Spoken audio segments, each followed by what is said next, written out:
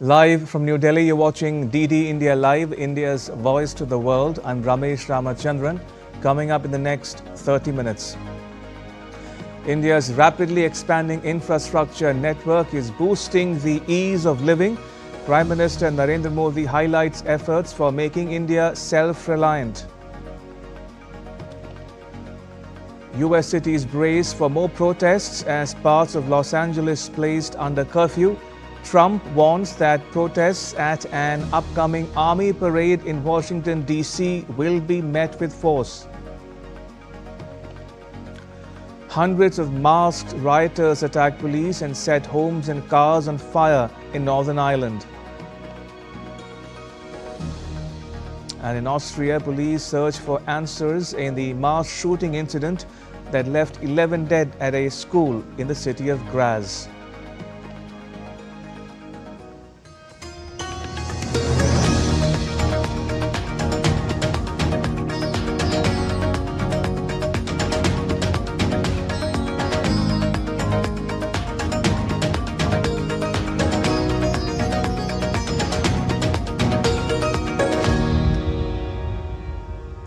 The Prime Minister Modi-led government has completed 11 years in office.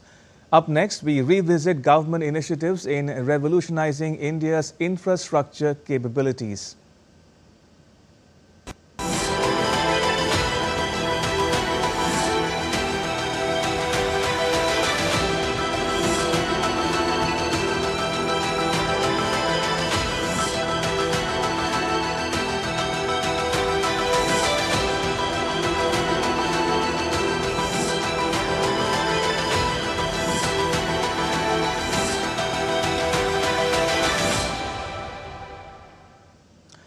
Prime Minister Modi marked a significant milestone in India's growth journey, celebrating 11 years of infrastructure revolution, a decade plus of transformative infrastructure development that has enhanced India's growth trajectory.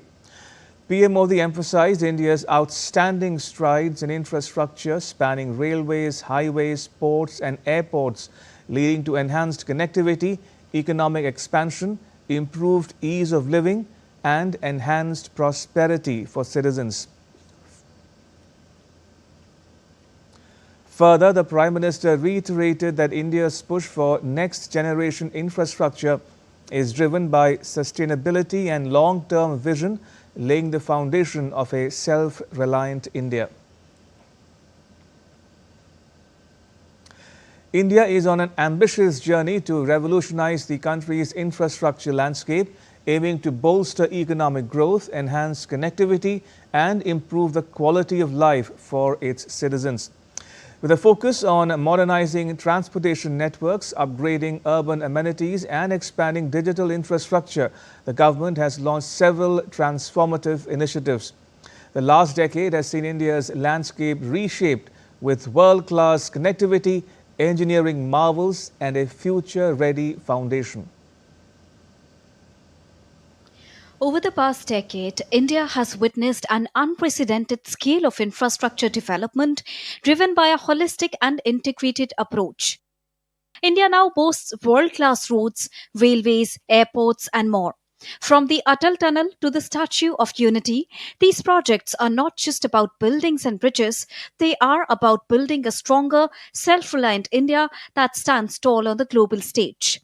Major national initiatives like Pragati, PM Gati Shakti, the National Logistics Policy, Bharatmala, Sagarmala, and Udan have collectively shaped the vision of a connected and competitive India. This is not just about infrastructure, it is about laying the groundwork for a prosperous, connected, and sustainable Bharat. Let's amplify these milestones using 11 years of infra revolution and celebrate the monumental strides India has taken. Anchored in key policy reforms and mission mode projects, this transformation has not only expanded physical connectivity but also elevated economic productivity, reduced logistic costs, and enhanced service delivery. Now let's take a look at some of the major transformation in transport sector. PM Gati Shakti unified planning across 44 ministries and 36 states and union territories on a GIS based platform. National highways grew by 60% from 91,287 kilometers to 1,46,204 kilometers. Highway construction pace rose to 34 kilometers per day. Bharatmala, 26,425 kilometers were awarded, 20,378 kilometers constructed. Now 7.8 lakh kilometers rural roads have also been completed between 2014 and 2025. PMGSY the fourth to connect 25,000 habitations by the year 2029. Not only this, 68 Vande Bharat trains are running across 333 districts. Now, over 45,000 kilometers of rail electrification also completed since the year 2014. If you talk about safety, Kavach has been deployed on key routes. 1,790 lifts and 1,602 escalators have been installed for accessibility. 88 airports have been operationalized under the Udan scheme. Over 1.51 crore passengers have been flown under regional connectivity. Digi Yatra, adopted in 24 airports, have over 5.22 crore users. Drone policy and MRO reforms boosting local aviation ecosystem. Port capacity also doubled to 2,762 mmtpa. Overall, vessel turnaround time improved from 93 to 49 hours. Green hydrogen hubs under development at three major ports, PIB ports. Sagarmala completed 277 projects and Sagarmala 2.0 has also been launched. And inland waterways cargo also rose by 710%. From record expansions in highways and expressways to the electrification of railways, greenfield airports, ropeway connectivity in hilly terrains, and smart digital platforms, the infrastructural push reflects the government's commitment to inclusive and sustainable development aligned with the goal of a Viksit Bharat by the year 2047. Bureau Report, DD India. In a boost to railway infrastructure and regional connectivity, the PM Modi-led government on Wednesday approved two multi-tracking projects, the Koderma-Barkakana doubling in Jharkhand and the Ballari-Chikjajur doubling in Karnataka and Andhra Pradesh. Minister for Railways Ashwini Vaishnav said that these multi-tracking proposals are poised to streamline operations and alleviate congestion. Koderma Barkakana doubling 133 kilometres, ये project 3063 crore का है और ये काफ़ी long distance project है, 133 kilometre का है और ये पटना और रांची के बीच में शॉर्टेस्ट लाइन है. इसको डबल करने से पटना से रांची के बीच में मूवमेंट काफ़ी स्मूथ हो जाएगा, काफ़ी नई गाड़ियाँ चलाई जा सकती है और हज़ारीबाग, छतरा, कोडरमा, रामगढ़ ये जो ज़िले हैं इन जिलों को अच्छी कनेक्टिविटी इससे मिलेगी. External Affairs Minister S. Jaishankar criticized Pakistan during his official visit to Brussels, labeling it Terroristan, while urging the international community to adopt a zero-tolerance approach towards terrorism and nuclear blackmail. Speaking at a joint press conference with EU High Representative for Foreign Affairs and Security Policy, Kaja Kallas, on Tuesday, Minister Jaishankar said the current situation should not be viewed as a conflict between two states, but as India's response to terrorism. This is not a conflict between two states per se. This is actually a response to the threat and to the practice of terrorism. So I would urge you to make it, don't think of it as India-Pakistan, think of it as India-Terroristan. Kallas reiterated the EU's strong condemnation of the Pahalgam terrorist attack. She said that India has the right to protect its citizens in accordance with international law. I want to reiterate the EU's strong condemnation of the terrorist attack in Pahalgam, Jammu and Kashmir. Those responsible must be held accountable. India has the right to protect its citizens in accordance with the international law. In Brussels, Minister Jaishankar met European Parliament's President Roberta Metsola. They discussed further strengthening of the India-EU parliamentary ties, building upon shared values of democracy and pluralism. Minister Jaishankar appreciated Metsola's positive sentiments on advancing the partnership in trade, technology and security. Earth Sciences Minister Jitendra Singh met Norway's Minister of Fisheries and Ocean Policy Marianne Silverstein Næss on the sidelines of the UN Ocean Conference in Nice. The two leaders held a fruitful bilateral meeting followed by delegation-level talks. The focus was on marine environment, strengthening global sustainable fisheries and ocean governance. The two leaders reflected on new pathways to address the common concerns of India and Norway. Following a series of immigration and customs enforcement raids in Los Angeles, protests have erupted across several U.S. cities, including New York, Atlanta, and Chicago. In response, President Donald Trump deployed more troops to Los Angeles. Ayushi Bhatnagar has more. Tensions continue even on the fifth day in Los Angeles after protests against immigration and customs enforcement gripped the city despite an imposed curfew in some areas effective from 8 p.m. local time.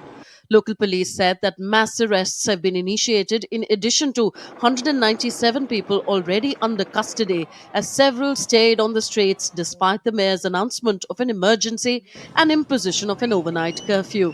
I wanted to let the city know that I have declared a local emergency and issued a curfew for downtown Los Angeles to stop the vandalism, to stop the looting. In Los Angeles, the streets have transformed into battlegrounds. Clashes with police and National Guard, the raising of Mexican flags have become symbols of resistance against the administration's immigration raids. In response, hundreds of U.S. Marines arrived in the Los Angeles area on Tuesday under orders from President Donald Trump, while California Governor Gavin Newsom warned the move will put democracy under threat. Donald Trump, without consulting California law enforcement leaders, commandeered 2,000 of our state's National Guard members to deploy on our streets, illegally and for no reason. This brazen abuse of power by a sitting president inflamed a combustible situation, putting our people, our officers, and even our National Guard at risk. In a hardline speech at an army base on Tuesday, Trump said Los Angeles was being invaded by a foreign enemy and vowed to liberate the city after days of protests sparked by immigration raids. Under the Trump administration, this anarchy will not stand. We will not allow federal agents to be attacked, and we will not allow an American city to be invaded and conquered by a foreign enemy, and that's what they are. A lot of those people were let in here by the Biden administration. They just poured right in.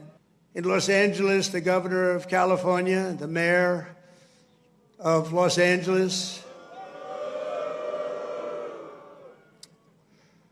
they're incompetent, and they paid troublemakers, agitators, and insurrectionists.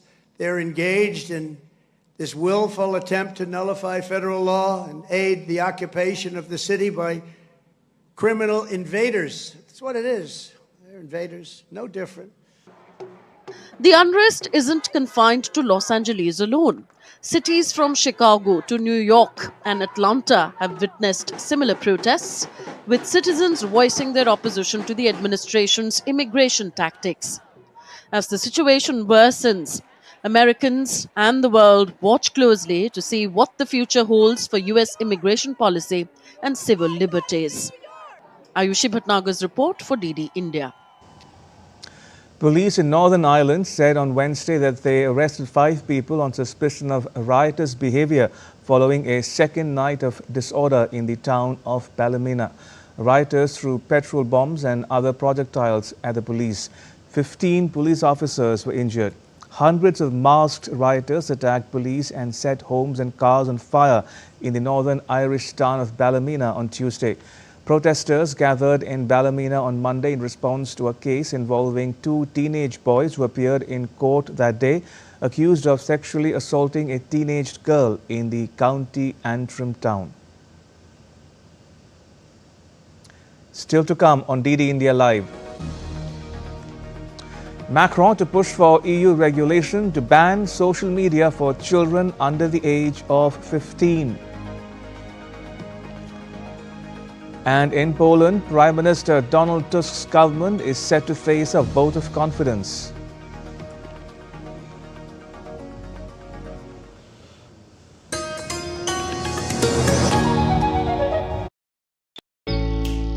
Jharkhand will mesmerize you with majestic nature, rich heritage and colorful culture.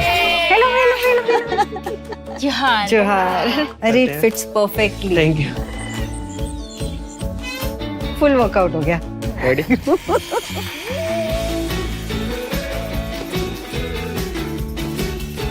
Postcards from Jharkhand on National Geographic.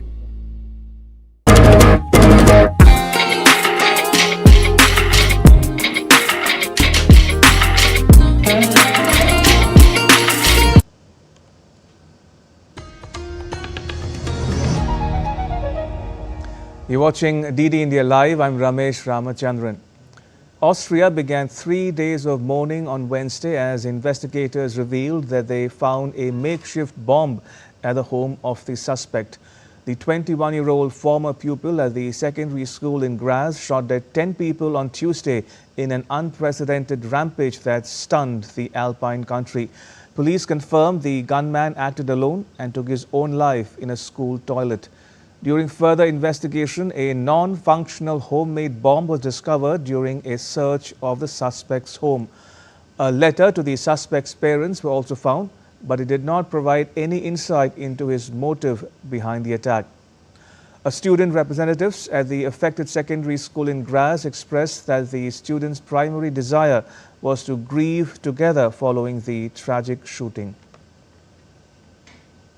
Surreal situation, and all of us are not quite sure how to deal with it. It's way too traumatizing for most of the students, and we would like to stay to have her peace and to stay together. And yeah, it's hard to explain how it feels.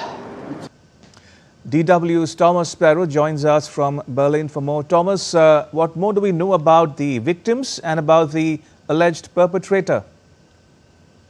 Several of those who died at the school shooting were actually pupils at the school, and you already mentioned that the alleged perpetrator was also a former student who nevertheless did not graduate from the school. He took his life then in one of the school's bathrooms, and authorities are now specifically focusing on trying to find that motivation, trying to understand why he did it. You specifically also mentioned two of the objects that were found in the alleged perpetrator's house, so that letter and that non-functional bomb. Specifically, authorities were hoping that with the letter they would be able to understand a bit more the reasoning behind this shooting. So far, the main argument that is being discussed, the main point that authorities are probably focusing on, is the possibility that the man was acting on revenge because he had been mobbed during his time in school. But this is only, so far, one of the argument lines that are being followed, and authorities are hoping that they will be able to determine soon what was the main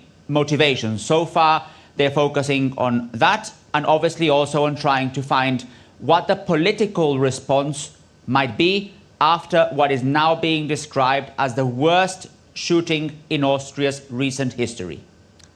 For the benefit of viewers joining us from around the world, Thomas, how often do school shootings happen in Europe?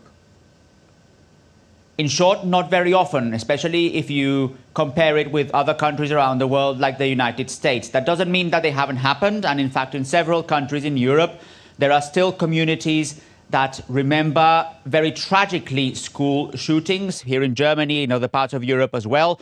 But authorities are not only focusing on school shootings, they're also now more and more focusing on other types of school violence. For example, knife attacks in schools, which are indeed more common than school shootings.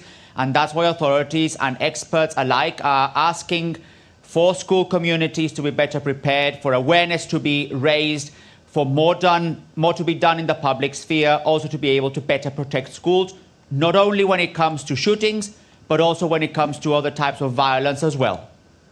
Thomas, thank you very much. Thomas Sparrow reporting there from Berlin. Right, in other news, France's President Emmanuel Macron said that he would push for European Union regulation to ban social media for children under the age of 15. Macron said in an interview on Tuesday that he hoped to see results within the next few months. The statement comes after a fatal stabbing at a school in eastern France. Macron said that social media was one of the factors to blame for violence among young people. His comments come amid a wave of measures in countries around the world aimed at curbing social media use among children. However, the EU has cleared its stance that they will not be heading to wide social media ban after France's proposal. In Poland, Prime Minister Donald Tusk's government is set to face a vote of confidence in Parliament, seeking to regain momentum after a presidential election defeat. Ahead of the voting on Wednesday, Poland's Prime Minister Tusk said that he was convinced his government had a mandate.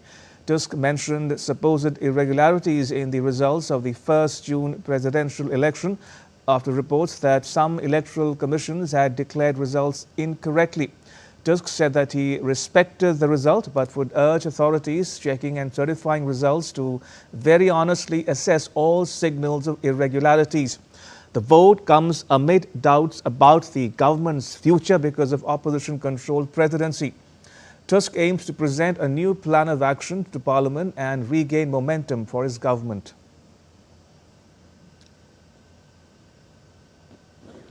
Chcę bardzo wyraźnie podkreślić. I want to emphasize very clearly that I'm asking for a vote of confidence because I'm convinced, faithful and certain that we have the mandate for government for taking full responsibility for what is happening in Poland. We will certainly respect the election result, but above all, we also respect the constitution and the principles of the system. So while respecting the election result, I will continue to appeal to all institutions responsible for the monitoring, running and recognition of the legality of the elections. Za kontrolę, przebieg I uznanie. Nepal's House of Representatives is scheduled to meet on Wednesday amidst ongoing discussions by opposition parties. The House has been deadlocked since 27th May because of the opposition's demands for accountability from Home Minister Ramesh Lekhak regarding a visit visa scam. The agenda of the meeting includes discussions on the annual estimates of revenue and expenditure for the fiscal year and the presentation of the report of Federal Civil Service Bill. Sri Lanka increased its electricity tariffs by 15% starting 12th June, the Public Utilities Commission of Sri Lanka announced on Tuesday. The decision comes 6 months after a major tariff cut in December 2024, which reduced electricity bills by nearly 20% amid easing inflation and improved power generation. The International Monetary Fund, however, in a review earlier this year, expressed concern and had urged Colombo to ensure cost-reflective pricing as part of its ongoing $2.9 billion bailout program. The PUCSL cited rising operational costs and debt servicing needs as reasons for the latest hike. The India Meteorological Department has placed Delhi under a red alert after temperatures reached 45.5 degrees Celsius in several areas across the capital. The warning comes with a forecast that extreme conditions are likely to persist for the next 2 days, with relief expected from light showers around 13th June night. Simultaneously, northwest India is enduring widespread heat wave alerts. Rajasthan and Punjab remain under red alerts and Haryana under orange, with temperatures in Ganganagar crossing 47 degrees Celsius. The IMD cautions that vulnerable individuals, children, the elderly and those with medical conditions to stay hydrated and minimize outdoor activity during peak sun hours. Right now, take a look at what else is making news around the world. A severe cold front has brought heavy snowfall to South Africa's eastern Cape, blanketing mountains between Barkly East and Kova on Wednesday morning. The inclement weather, which began sweeping across the country over the weekend, has caused road closures, power outages and a fatal road accident in the border region between the Eastern Cape and KwaZulu-Natal provinces. British strawberry farmers are reporting an exceptional harvest this year, attributing the success to record-breaking spring sunshine and warm weather. Growers know that the fruit is noticeably larger and sweeter than in previous seasons. Industry experts highlight this spring as one of the most favorable in decades for berry cultivation, emphasizing the crucial role of sunlight in producing high-quality British strawberries. Turkmenistan has begun its winter wheat harvest. Farmers in the Akhal, Lebap and Meri regions leading the effort since 11th June, with Balkan and Dashaguz regions joining soon. President Serdar Berimodav launched the campaign on 29th May, emphasizing its importance for national food security. The goal this year is to harvest 1.4 million tons of grain from 690,000 hectares. Before we close, the iconic Paris 2024 Olympic cauldron housed in a flame-free balloon is set to return to the French capital's skies. The balloon will be hosted again in the Tuileries Gardens next to the Louvre Museum for an annual music festival on 21st June. The helium-filled balloon emits clouds of mist and environmentally friendly LED light rays. It's floated into the sky on a cable which can be watched by thousands of spectators in the evening.